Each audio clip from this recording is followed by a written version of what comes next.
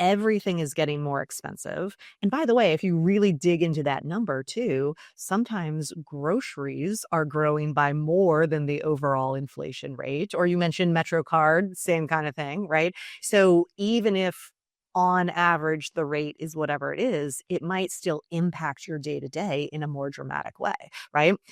But it all comes back to wages not keeping pace with inflation. What's going on, everybody? My name is Hassiem Muhammad, and you are listening to The Actor's Instrument, Tools for the Long Game. Before we dive in, please give this episode a like. Make sure you're subscribed to the channel if you're on YouTube, or give us a follow if you're streaming. It really helps out a ton. If you've listened to the show for any decent amount of time, you know how much I value financial stability for artists and reject the notion of being a starving artist. Well, joining me today on The Actor's Instrument, we've got the founder of Minerva Financial Arts, a company devoted to building financial literacy and empowerment in creative individuals through education and coaching. Today, they are here to help shed some light on how to overcome the typical financial hurdles tripping artists and creatives along their journeys. Dr. Elaine Grogan Luttrull is a certified public accountant and accredited financial counselor. Her workshops and presentations have been featured nationally by groups that support the arts, a variety of state and regional arts councils and commissions, and colleges and universities where creative students thrive. Elaine spent 10 years in academia, teaching at the Columbus College of Art and Design, and serving as the department head for business and entrepreneurship from 2014 to 2018. Before that, she served as the director of financial analysis for the Juilliard School and in the transaction advisory services practice of Ernst & Young in New York. Woo! Elaine, thank you so much for joining me. Thank you so much for having me. It's such a pleasure to be here. Yeah. I'm so excited for this. I like to get really nerdy on all the finance things.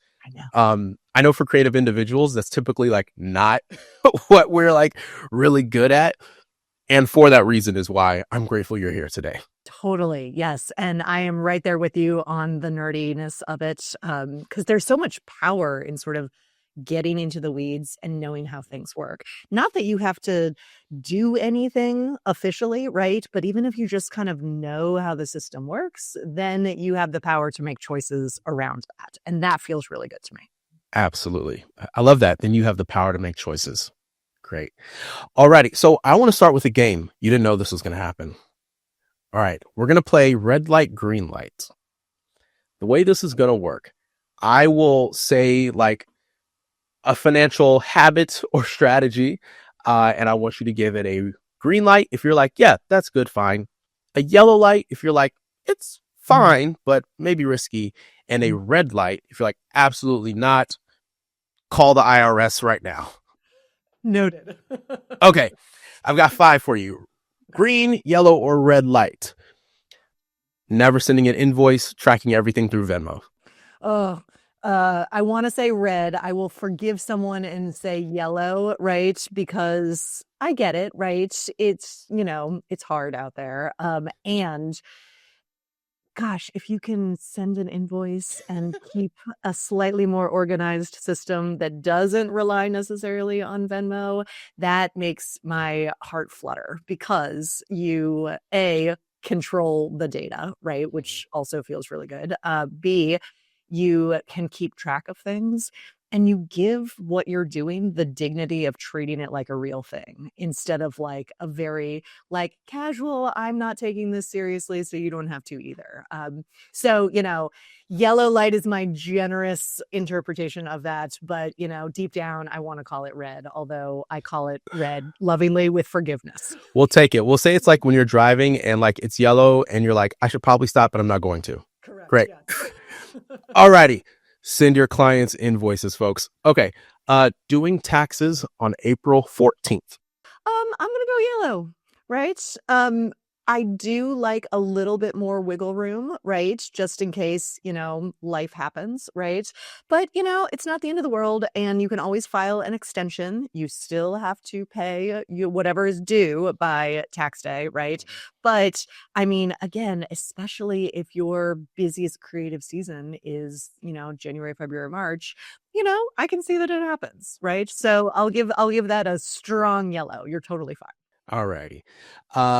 Mixing business and personal bank accounts. I'm going yellow again. In my dream scenario, you wouldn't do that, Mhm. right? In my dream scenario, everybody would have separation because it just makes your life so much easier. And by the way, if you have an LLC or an S corporation, it's a red light if you're mixing, right? So I Mhm. definitely want you to have that separation if you are an LLC or an S corporation. If you are a sole proprietor, especially if you're early on or cash flow can be an issue, sometimes having that separation will cause you more stress. So, my dream is you get to the place where it is very easy to have that separation and you're working towards it. But if you're not there yet, no judgment. Let's just do our best and know that your life is maybe slightly more complicated than I would dream for you. We'll take it. Alrighty. Keeping receipts in a shoebox. I mean, cream, right? It's okay. It's not the most efficient. It's not serving you, but the IRS says you can use any system suited to your needs as long as it shows your income and expenses. So if that's how you thrive, go nuts, my friend. And the more sort of organized you could be or slightly more proactive about at least sorting the shoebox into categories, the better information you will have. I was getting nervous. I was like, we have no green lights yet. I know, Okay. I'm sorry. No. This is why you're here. Okay. So whatever system works for you, but keep the receipts. Last but not least, writing off my Netflix subscription Oh, I feel on green about taxes. that. Yeah, that's green. Good. I do want to make sure you have a solid business purpose for it, though, right? So when we're thinking about deductions, we're always looking for something that is ordinary and necessary and effectively connected to your trade or business. So I'm a financial educator, I'm an accountant. It is very hard for me to write off Netflix, right? Even But if I want to watch that Portlandia episode with the tax accountant / bass player, right? That's not going to be effectively connected to my trade or business. But if I'm in entertainment or performing arts and it's research related, especially if I'm documenting that research or taking notes or it's leading to work, that feels like completely ordinary and necessary to me. Just carve out the personal stuff if there is personal stuff in there. sure. So if you're an actor like myself, Mhm. you could argue like, okay, I have a Netflix subscription. I'm going to write off 50% Mhm. of it and say, well, I've had X number of auditions this year for Netflix. I needed to keep a subscription. Absolutely. Right. Dream scenario is what you said at the end, X number of auditions, right? And second dream scenario is you would have sort of notes on what you watched or how you calculated that 50%, right? So maybe it's watch hours that you've done and 50% of it is not at all business related, but 50% of it is, right? So I'd Yeah. like to see kind of the math behind that 50% documented and then the really robust business purpose that says, this is what I Yeah. watched and why. I guess maybe an even simpler, I just had this thought is like, honestly, because Netflix subscription is monthly. Mhm. So if you have one audition in a month, you can justify your whole subscription because you can't pay for an episode of Netflix. You would have to pay for the entire, even if it Mhm. was just one episode, you would have to pay Mhm. for the whole month. That's how it works. Correct. But what we're interested in is the business use percentage versus not. So if you only watched during that month that one show you were auditioning for and took notes and did all that, and then you never watched anything on Netflix again, I totally agree with that. If you're like, oh, cool, I'm writing off the whole month. Now I'm going to catch up on all these unrelated things that have nothing to do with me, then I would still carve out that personal side of it. But in this year, I'm gonna give you another angle on this. Then we'll move on from red light, green light. But to say, if I'm being audited by the IRS, Mhm. if we're being honest, they have no idea my watch time on Netflix. right? It's billed monthly. Mhm. So if I'm like, okay, I had an audition for what's a Netflix show? No, that's Amazon Prime. Lord. If I had like I was watching Amazon Prime last night. That's why my head is on Amazon. I'm like, what's on Netflix right now? If it was Osprey, which I've auditioned for a few times, it's a Netflix show, under a different name. And I was like, okay, I had an audition for The Night Agent. That's the real name of the show. I had an audition for The Night Agent January 6th. So I have a subscription for the month of January for Netflix. There's no way for them to prove that I did anything else on Netflix that month. It's subscribed. It's a monthly thing. I cannot possibly, if I wanted to, Mr. IRS agent, I could not just purchase one episode of The Night Agent. Yes, but I still would land on you. So in order to, let's pretend you write off the whole month.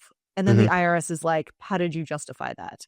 And then if your answer is, I watch all these episodes or however many episodes from, this day to this day, here's the record. These are the notes I took of it, right?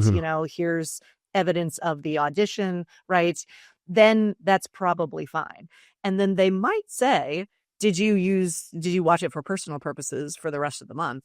That's where lying to the federal agent is not a good solution, right? And so that's where if you really did, like, you have to sleep well at night, right? So I would probably carve it out. But if you didn't, if you're like, no, I'm not watching anything else on Netflix right now, I got the audition, I'm too busy to watch Netflix, right? Then I feel very good about that. But Right. it comes down to sort of you sleeping well at night, and then also making sure, you're comfortably explaining the why behind it. Because if you can't, no one is just guaranteed deductions, right? It is the taxpayer's Sure. burden to show how something is ordinary and necessary and effectively connected to their business. Well, we will defer to your expertise. You are the doctor here. So don't lie to the feds. That's an excellent takeaway. That's what I wrote down. I was like, don't lie to the feds. Okay, let's hop in. So Trump's big, beautiful bill, the proposition is to change IRS reporting requirements for small businesses, freelancers, and independent contractors. For example, folks like myself, we may do gigs here and there, one-off appearances, you do a concert, and the organizer pays you through Venmo. Well, up until recently, it's been a little nerve-wracking because it's like, well, if I get, some people, let's be honest, this is what the show is for. It is advantageous at times for us to get paid under the table, right? To not have to report. It lessens our burden. And I'm sure you have thoughts on that. And the reporting was like $600. So if you make anything over 600, it's got to be reported. And it's like, holy crap, like that's not, so basically everything, because if you do any significant amount of work and you're being paid through Venmo or PayPal or whatever, got to report it. But the big, beautiful bill has proposed that we go up to 2,000. On paper, this sounds like a great situation for us. What are your thoughts on that? Yeah. So you're exactly right. The legislation that was passed in 2025 increased that threshold for an organization or a company to send out a 1099, which is the tax form we're talking about. They increased that threshold from $600 to $2,000. Now, that is not for 2025. So in January of 2026, you're still going to get all of the 1099s that you were expecting to. So this starts in 2026.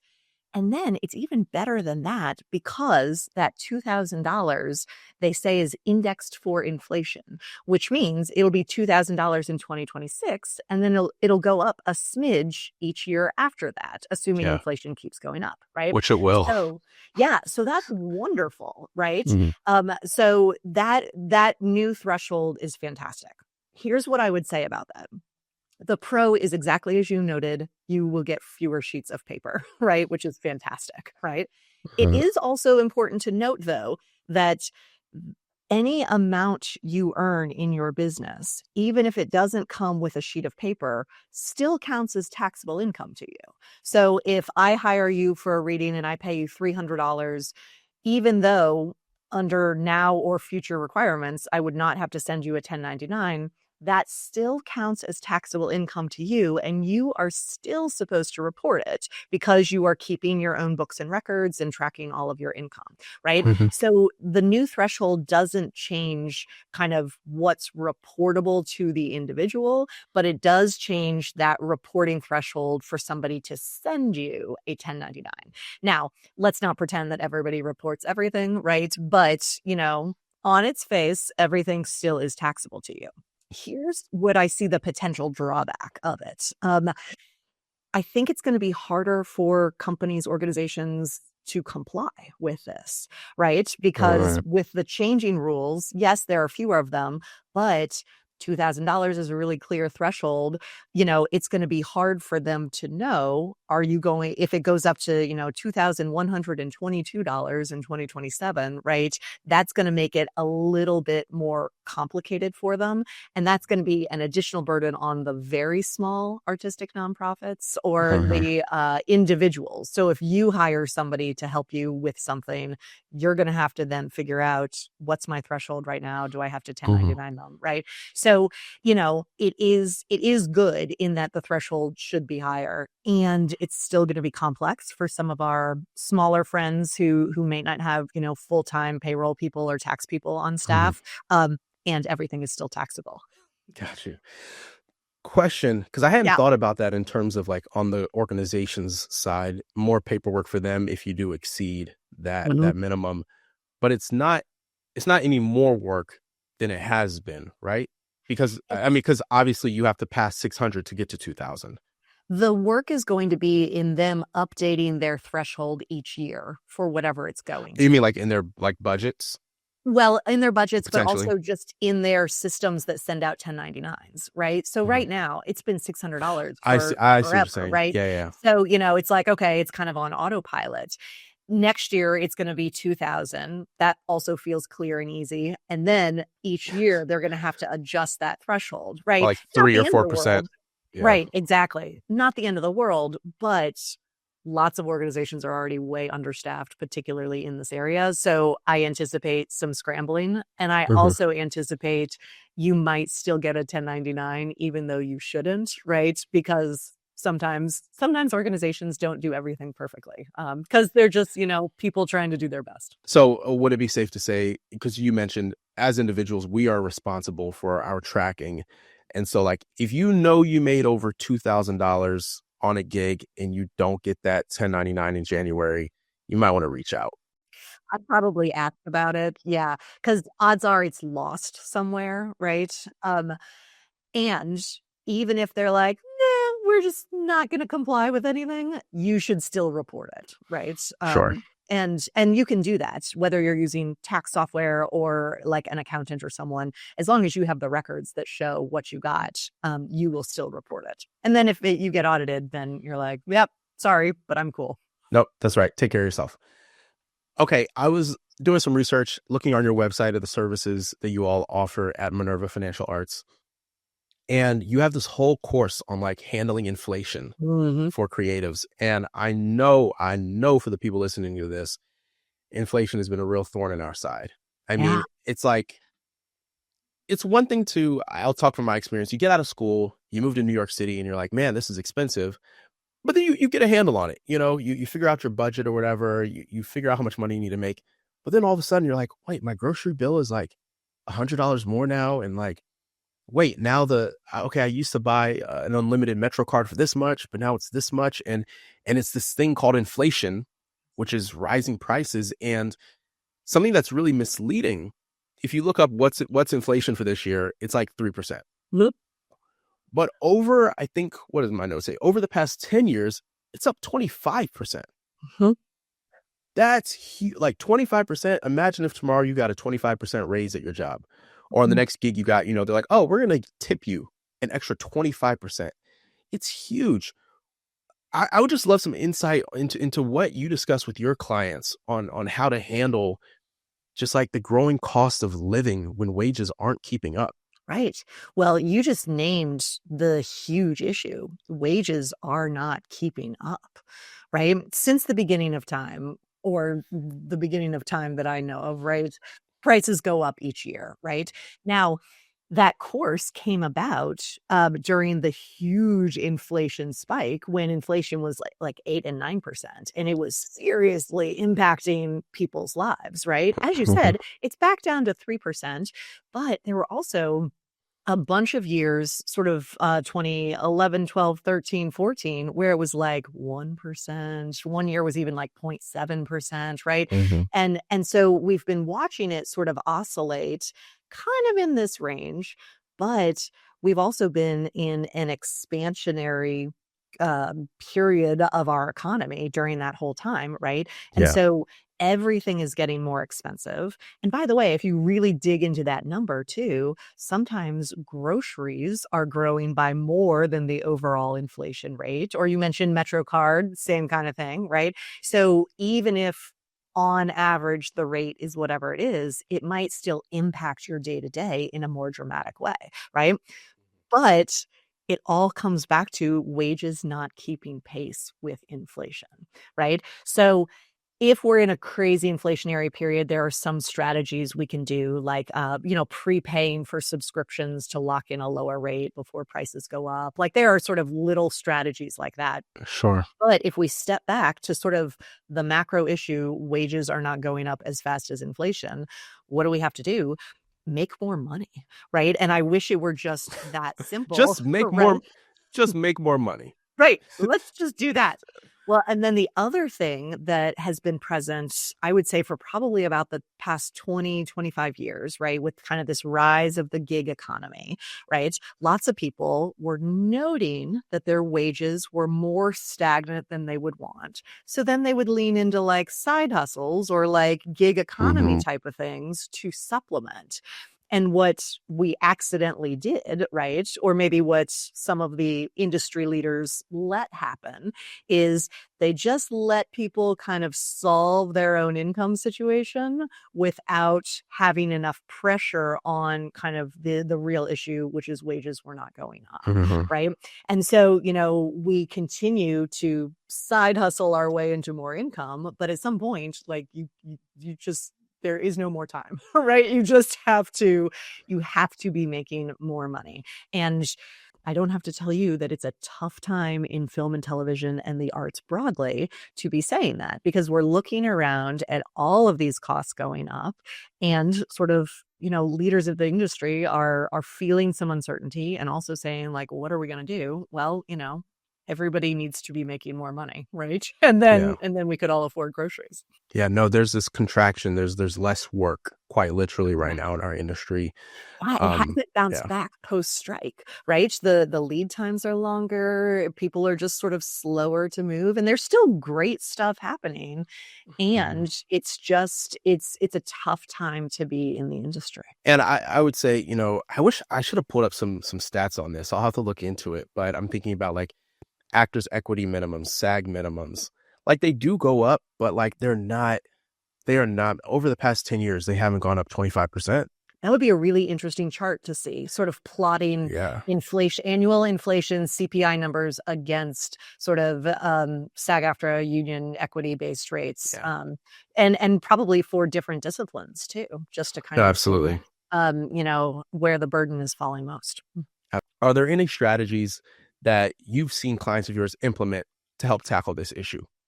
That's a great question. I would say sometimes it is figuring out kind of cash flow and like, can you prepay for things or keep your costs as low as possible? But more realistically, it is clearly knowing your value and negotiating for it when you can. Noting that there are times when you can't, right? If you have a union or an equity based gig, the rate is going to be what the rate is going to be. Mm. And if there are areas of your practice where you have a little bit more control, that's where I like to see people kind of leaning in to really capture the value of what they're doing. Not that it is easy or always possible, but that's where some of this creativity can come into play. So, Let's pretend, for example, you are doing something on the side, not sort of equity or union-based work, right? And delivering real value to your clients. And, you open up a conversation and say, hey, we've been working together for a while, at this rate, I think it's going really well. Just so you know, starting next year, my rates are going to go up to this. Does that work within your budget, right? And then Hmm. maybe it's a yes or no. And if it's a no, then you can say, how can we get creative about funding this? Could we bring on an additional sponsor? Is there another grant that can help supplement what I'm doing? Right. Is there a way we can reduce the hours, but still deliver the value so that I'm getting a raise for fewer hours and you're still keeping the amount the same? Right. So, we start to just really get creative to land at something that feels equitable and doable for everyone. And then we do that over and over and over again. A smart. Advocate for yourself. There was some, I'm not going to get into the weeds on this. I was about to say something. The research is maybe considered controversial. So I won't say exactly what the study was because I think it would detract from what we're talking about. The point of what the study discovered was many people who do not receive raises in their life do not receive them because they never ask. So sometimes you just have to say out loud, hey, cost of living went up 4% last year. I've adjusted my rates by 4%. As you said, is this feasible within your budget? And statistically, you will get the bump. Maybe not every time from every client, but you're definitely not going to get it if you don't ask. 100%. Again, we can talk about how messed up that is, right? And, I think it's really important to learn how to advocate for yourself, especially around the value you're delivering. Because yes, prices are going up, but everybody's prices are going up, right? So, as you continue to prove your worth and deliver exceptional value, right? Show up, be a good person, right? That to me is where the real crux of the argument lies, right? Because, your value continues to go up with more experience, with more information, with deeper relationships. Absolutely. And that feels really good. And yeah, in a perfect world, everybody would compensate everyone fairly and there would be no tension anywhere, right? But until we get there, let's go ahead and advocate for yourself in a way that feels comfortable for you, right? And so some of that social conditioning for me is maintain a pleasant expression. Don't be too threatening. There are elements of psychology. There are elements of just sort of, okay, we both want this to work. How can we land at a spot where it is going to work, right? Yeah. Noting that you should just be able to be your total, full, complete, true, authentic self, and you still have to play in the sandbox with everybody. So Absolutely. But there's something you said that I really love. In addition to making the ask, making yourself more valuable, making your services more valuable. Is there something you can add to your toolkit that justifies the increase? Hey, I got this extra certification, or hey, I did this intensive and now I'm able to apply X, Y, or Z, or hey, I studied under this renowned person in the industry. And so now what I'm able to offer is more valuable. Yes. Oh my gosh, I love that. I will just add a PS. I'm going to yes and you on this. Great. Everything you just named is an external marker of your success or validation, right? Sure. Which is good. And you also just have inherent value and worth because you've been doing this longer. Oh, right? absolutely. Yeah. So you don't always need more external things. It could just be, you know what? Gosh, I really feel like this relationship has grown in a really beautiful way this year. I'm seeing lots of connection points, right? In fact, just last week, I was reading an article and I thought about how helpful it could be in your particular situation, right? I'd really like to talk about how we can continue to serve each other well in this relationship. For me, that looks like a 10% raise next year, but I want to be respectful of your budget. What does it look like for you? Or something like that. Heard. Love it. You Love don't it. always need more letters. All right, Elaine, last thing we'll do today is something I think will be a lot of fun is breaking down a Broadway performer's salary. I think there's this perception in our industry because the ceiling is so high. Some of the top earners in the world are actors, right? But the floor is so low. to be clear, if you're living below the poverty level and book a Broadway show, it's going to be life changing. Let's not pretend like it's not. But I think that the reality is probably somewhere between life changing and not as life changing as you thought it was. So we'll go with Broadway minimums, which is $2,717 per week. A lot of people on Broadway, not a lot actually, certain leads, stars, they can negotiate higher rates, but on average, if you book a Broadway show, $2,717 per week. We'll assume an actor comes to you. They say, Elaine, I've just booked my Broadway debut. I've got more money than I've had in my life. Help me not to screw this up. I've got to pay my agent 10%. I've got to pay my manager 10%. I don't know what to do for taxes. My rent is, we'll say it's average rent for a New Yorker, $3,100 per month. What does this look like for them? I love this question and this hypothetical.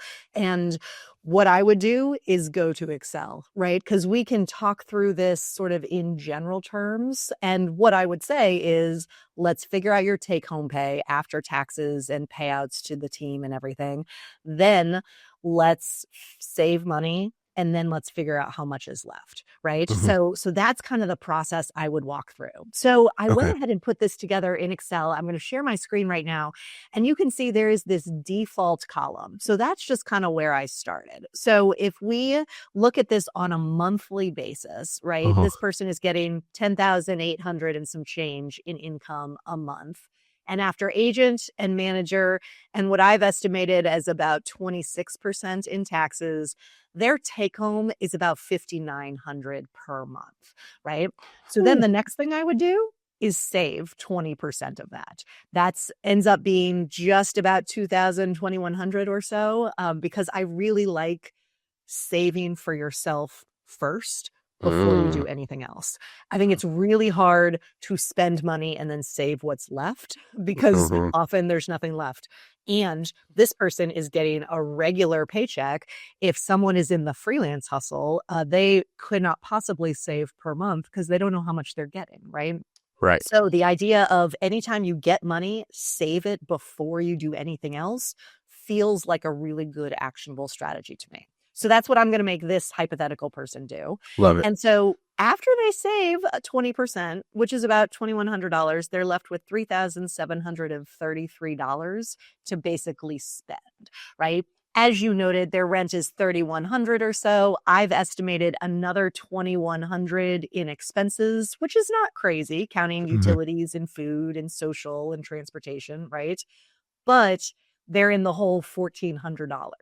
So what that means is unless they adjust their expenses, they're not going to save, right? Or they're going to save substantially less. Is that the end of the world? No, they're still saving something, but my goodness, it would be really nice if they could trim down their expenses a smidge to live within that $3,700 take-home pay after saving 27% or after saving 20%.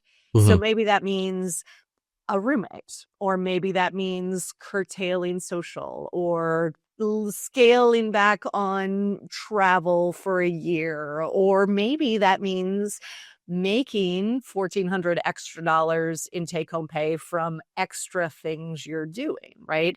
So this is sort of the game we play so that someone can then look at all the numbers rooted in reality and say, here's what I'm going to do. This is what's going to best align with me. I would rather cut out these expenses or stop that Netflix subscription because I'm not auditioning for anything else right now, or maybe lean into this extra thing I can do that doesn't cause me a lot of stress and does earn me some more income, right? So it sort of grounds these scenarios in the numbers so someone can then make a really informed choice. Okay, so what would it look like? Because, and I'm making some assumptions here. If you're making six figures gross, even in New York City, like, you should be okay, right? Like they're like you should be. And I'm not just saying that, I'm saying from experience of somebody who has made less than six figures a year living in New York City and was perfectly fine. There's a couple of points I want to look at in this. So one, just to stress to the folks at home, $10,800 a month, but almost half goes to paying your team Mm-hmm. and the And taxes, taxes. Mm-hmm. right? So that's important to know. If you do not have a manager, for example, that gives you an extra $1,000 a month, right? Mm-hmm. And not everybody has an agent and manager. Mm-hmm. So you can take that with you. This 20% savings is really high. Mm-hmm. I think most financial experts minimum would say 10%. Yeah. Folks 10 who are to a little more 20. aggressive, like Yeah. 15, Mm-hmm. I've heard 15. Mm-hmm. But I'm not like trying to push back. What I'd like to know is, so that, because people, you hear 20% and you go, that is so much money, and you're telling me to get a roommate. Could you maybe highlight what that 20% is going to? Like, because I'm assuming you don't mean just put 20% into your Chase checking account. Well, maybe. I like 10% going to short-term emergency savings and Okay. 10% going to long-term savings. Mm-hmm. So that 10% going to short-term, for this person, our hypothetical example, they're spending about $5,000 a month in expenses, right? I want them to probably have at least $15,000 in Chase ready, quick, accessible, because that's going to Mm-hmm. cover 3 months worth of their expenses. Right. So if, the contract evaporates, if something goes wrong, right, they've got runway of 3 months at a minimum. For Love someone that. that is totally freelance, I like to see 12 months worth of runway, right? Mm-hmm. Now, that's not this person, right? And that might not be kind of their scenario, but I want to see that cash immediate, you can access it whenever you need it, like true cushion, at least 3 months, maybe 6, 9, 12 months, depending on your own situation, right?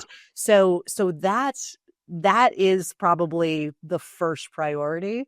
And Mm-hmm. then once you've done that, okay, maybe more then goes to long-term savings. And long-term Mm-hmm. savings could be retirement. Depends on your scenario. If you have a pension, if you have an employer that's contributing to retirement, that's all amazing. Maybe you're also throwing some in to your IRA, right? That's great. Or maybe you're like, okay, I'm feeling okay about retirement, but maybe I want a sabbatical, or maybe I want to think about buying property, or maybe I want to travel more, or maybe I want to go back to get that extra certification or something, right? Mm-hmm. There's this other sort of long-term pot, and you don't even have Yeah. to know kind of what it's for, but it's your, future self dream fund, right? And yes, that is high. And we're in a finicky industry without any guarantees. So Mm-hmm. I would much rather you live a little bit more leanly to Mm-hmm. have that cushion for your future self, rather than saying, no, I'm going to spend everything I need to right now and sacrifice sort of tomorrow. And I will tell you, not all of my clients agree with me. Some of them are like, "Oh, I hear you loud and clear, and that's not what I'm doing right now." And that is okay, right? Because like you said, I lived on less than $100,000 in New York, and that meant a walk-up apartment, and that meant like fewer dinners out, right? And I always felt really good having a robust emergency fund because I knew I could walk away from any job for any reason and be okay. And so for me, that was worth the extra stairs and schlepping everything Yeah. up, right? But everybody gets to make their own choices, right? Which I think is really important. I just want to make sure we're making the choices rooted in reality and informed Uh-huh. by kind of what you're essentially saying yes to if you Yeah. choose not to save. And that's okay. You can still say yes, but let's just make sure you're saying yes on purpose. What I love about what you just described, because, like, for example, like my budgeting and savings plan, like, is a bit different from what you described. I completely, like, I'm a huge proponent of pay yourself first. That is, people really underestimate how important that part is. Pay yourself first, account for your taxes, prepare for the future. I love all of that. And what I especially love that you basically have put out there is, in this industry, like, the continuation of a contract is not guaranteed, No. right? Most people, you sign on to Broadway, it's 6 months to a year. And a lot of people resign after that, but a lot don't. A lot come and go. And so what I'm hearing you say is stack your cash. When you get the big gig, stack it. Don't go to Mexico immediately. Don't all of a sudden start, oh my God, let me get the newer apartment. Let me leave my roommate. Do not fall prey to lifestyle creep. Stack your cash. And then in the future, if you got everything set, now we can renegotiate. But really, what I love that you've illustrated is like, set yourself up for success, not just right now while things are good, but in the future when they may not be so. Right. That's my takeaway. Oh, I love that takeaway. And you're exactly right? Nothing is guaranteed in this business, right? And I mean, yeah, you might have a really amazing year. That's amazing. And gosh, let's set you up for a really amazing life. And if you live below your means, however many zeros are in them, right, then you will always be adding to that little cushion, and your future self will thank you. And then also just philosophically, if you are paying your team 20%, you should pay yourself 20%, right? Like that feels easy. I like Or that. if you're paying your tax obligation of 25 to 30%, like let's save at least half of that for yourself, right? So, the budget is really a reflection of our values, right? And what we value. And some of that is community, healthy inputs into our bodies, right? How we're spending our time. And some of it should be ourselves as well, especially if you're going to negotiate for a higher rate. Because if you don't value yourself, why would anyone else? Ooh, if you don't value yourself, why would anybody else? I think that's an excellent note to end on. Way to put a little exclamation point on that. Elaine, oh my goodness, thank you so much. This was so valuable. I appreciate the consultation I had with you about a year ago now. And yeah, I can't thank you enough for sharing this information.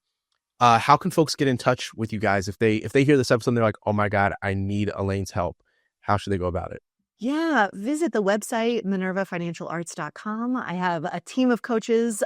Julia is amazing. She has a theater background and she knows this stuff inside and out as well. And we love meeting with people and helping them talk through their financial challenges, feelings, emotions, struggles, questions, all of the above.